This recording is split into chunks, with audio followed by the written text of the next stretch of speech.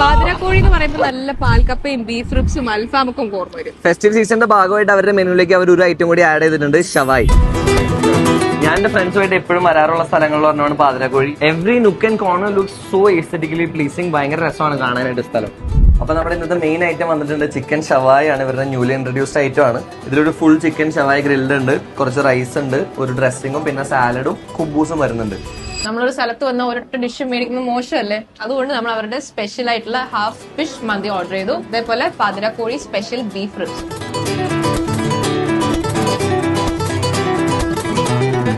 ഞാൻ പൊതുവെ ഒരു അൽഫാം പേഴ്സൺ ആണ്, പക്ഷെ ഇവരുടെ ഈ ഒരു മസാല ഭയങ്കര ടേസ്റ്റ് ആയിട്ടുണ്ട്. ഈ ഷവായിൽ ഇതിന്റെ ഈ മസാല തന്നെയാണ് ഇവിടുത്തെ ഹീറോ. ആക്ച്വലി നല്ല രസമായിട്ട് കുക്ക് ചെയ്ത ചിക്കന്റെ മുകളിൽ നന്നായിട്ട് പിടിച്ചിട്ടുണ്ട്.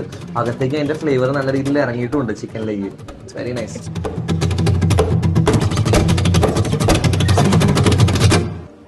Very mild flavour but very nice. എവറിയുടെ ഫേവറേറ്റ് ഡെസേർട്ട് എത്തിയിട്ടുണ്ട്. അപ്പോൾ വയറിറച്ച് നല്ല അടിപൊളി ഫുഡ് കഴിച്ചതിന് ശേഷം നമ്മൾ കുമ്പായയുടെ ഒരു കൊമ്പൂച്ചൽ അവസാനിപ്പിക്കാന്ന് വിചാരിച്ചു. അപ്പൊ ആലുവയിൽ മെട്രോ പില്ലർ 50യുടെ സ്ട്രേറ്റ് ഓപ്പോസിറ്റ് ആയിട്ടാണ് പാതിരക്കോഴി ഉള്ളത്. അതുപോലെ തന്നെ കളമശ്ശേരിയിൽ ഇവിടെ ഔട്ട്ലെറ്റ് ഉണ്ട്. പോയി കഴിച്ചു നോക്കിയിട്ട് അഭിപ്രായം പറയാം. Okay bye. ചെസ്. എവറിയുടെ പടമാണ്